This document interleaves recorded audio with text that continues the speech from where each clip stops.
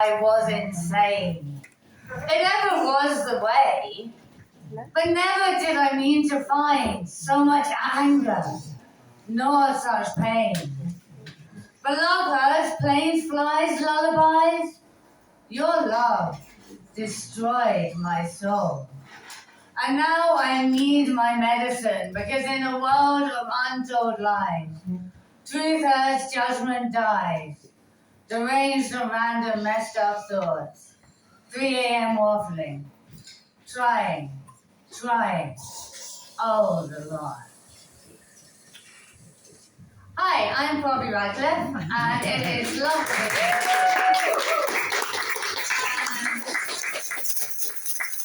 So this was the place of my very first ever open mic night. So it is nice to be here at the first Sunday session. So I do poetry and prose to tell stories, mostly complaining about acute mental health care. So you're in for a fun 15 minutes.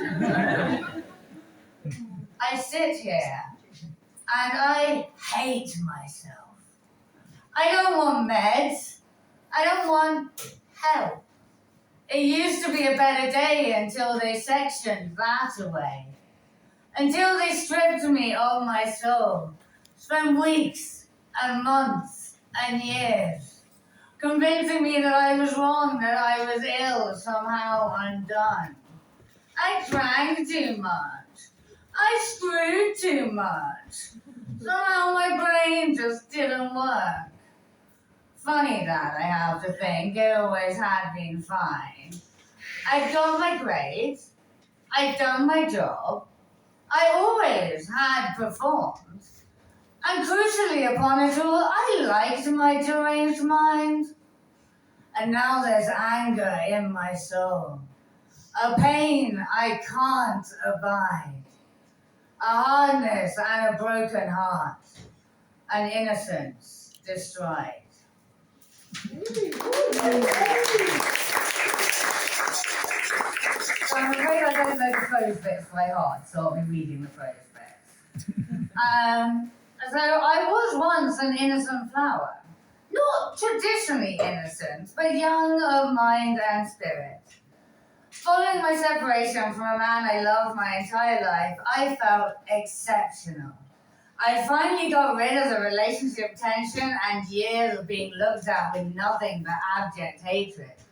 I was free and it was time to live. I lived a little too strongly, according to a sedate world, and found myself sectioned at a time when I believed myself no danger to myself or any person. For those that don't know, to be sectioned is to be forcibly taken to a mental ward. In my case, quite literally kicking and screaming and shivering and shaking. 2 doctors classed me as delusional for believing that I was widely liked, for grandiose for believing I could build a database, and vulnerable for my easy joy of sex. I pleaded with the female doctor to get them back so I could explain further, but she just looked at me with tears in her eyes as my sentence was passed down. She just stood there, crying, while I was begging and dying. She just stood there, crying, while my inner soul was torn. She just stood there, crying, while I was begging and dying. She just stood there, crying, a voyeur of pain. This started a journey where I would be sectioned again and again. Most of my poetry has been written in or around the time I was in wards. It is mostly quite old, my newer stuff focusing on the mundane and relationships. But I feel it is important to share because the pain that I suffered in those wards 7 times should be suffered by no person. You experience something really scary, and then they lock you up for nothing more than screaming that you are scared. When your life is put in danger and you are the one written up as being a danger to society and hurried away. To be released at the whims of a doctor you see for 30 minutes once a week. It can all seem terribly unfair. It's not fair when you blame me for your troubles and strife. It's not fair when you blame me for the hurt in your life. It's not right when you tell me I must be polite, then scream in my face and disregard my fright. It's not fair that I'm in here. I always work so hard. It's not fair that I'm locked up while you play all the cards. It's not fair that my insight is cast as despair. It's not fair that all my woe makes you rip out your hair. For it's you that have hurt me. Some mistakes are okay, but promise me now not to take my liberty away. I love you. I hate you. There's so much to say. But in here I must die. Took my liberty away. Oh,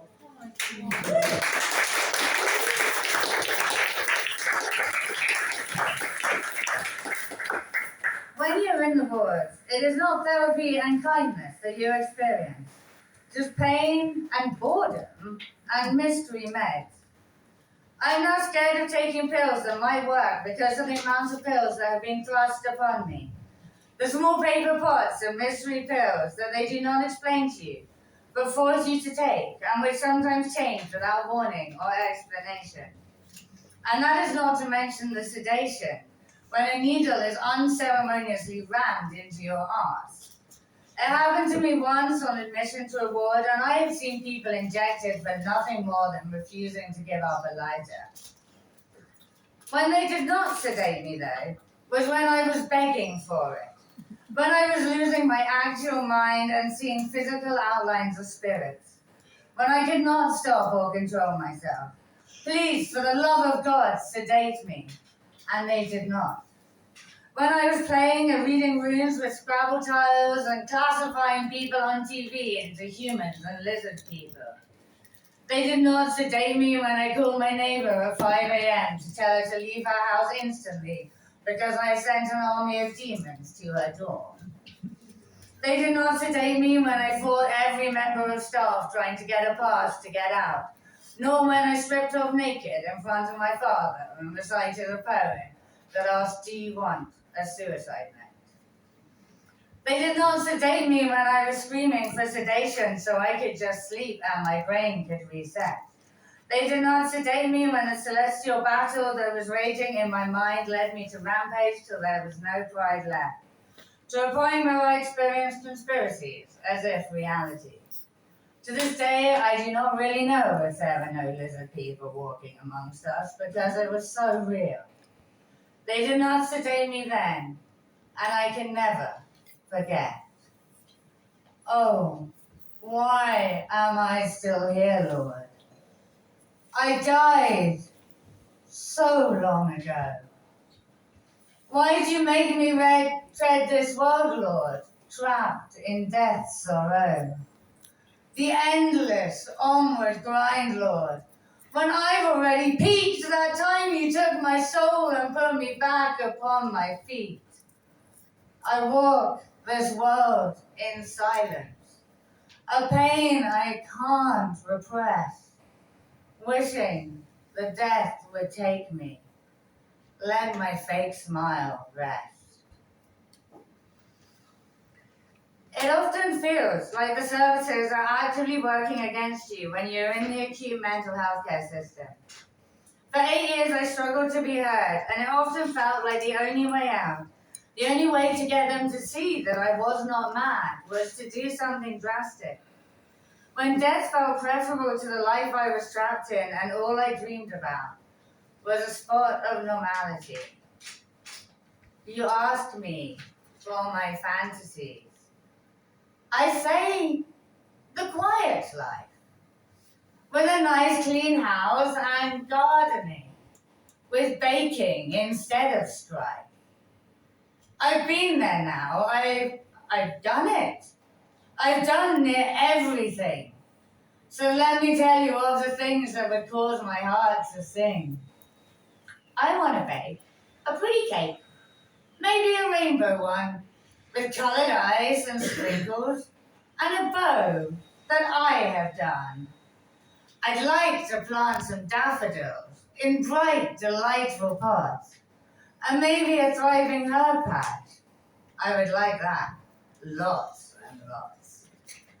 I dream of chores not being chores, the hoover, dust, and mop, and maybe even ironing the housework that God forgot. And as the evening hours lengthen, I'll scribble, draw, and write. Give the little cat a cuddle and make a tasty bite. I'd like to bake a fancy flan, maybe a hot pot for the main. When I tell you of my fantasies, they're really most mundane. Of course, I like the passion. A party's always fun, but I would like the wholesome life. Now all this done is done. I do need you to know that I do not embrace the insanity, however much I like to talk about it.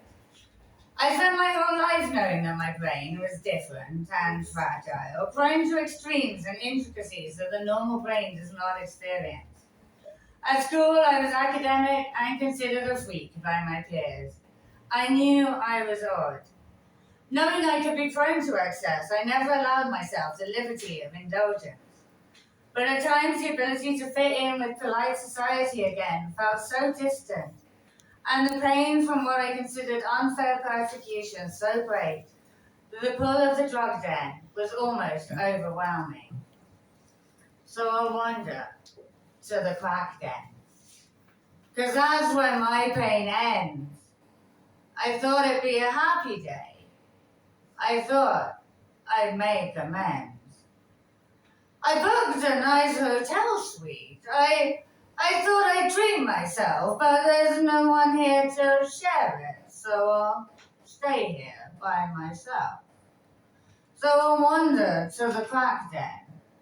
Maybe that'll ease my pain, that all the friends I still cherish do not feel for me the same.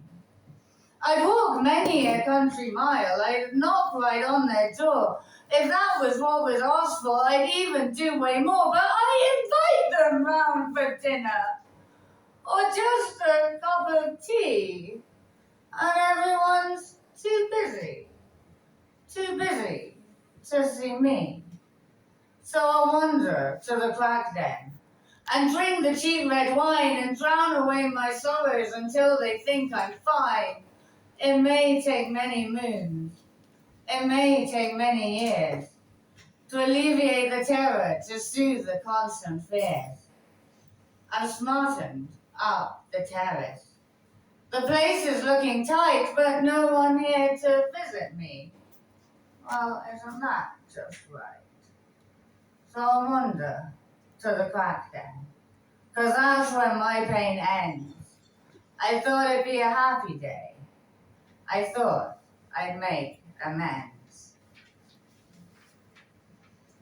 I never did actually make it to the crack den. I'm a stomach thing, and nowadays I have a mental health team that I actually sort of appreciate. In the future, I hope to be regaling with funny stories about my dating mishaps and saving the trauma for a book I am desperately trying to write to go along with the poetry collection. After all I've been through, where there's been pain, the next step is a hunt for love. So I will finish with a more recent poem. This is called I Want a Male Wife. I want a male wife. A hot one would be nice. Tall and lean with muscles, cute hair and piercing eyes. But honestly, I don't care. Appearance can be damned. But I'd like to find him sexy.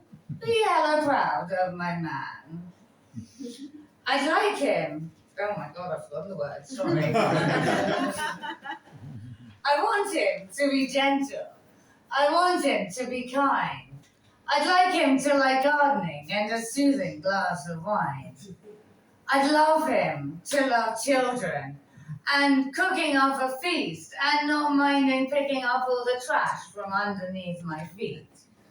I try and help him, but I'm not good at housework. No, understanding physics is my brain's little quirk. So I can earn the money. At least that is the plan. And for my household partnership, I'd like a caring man.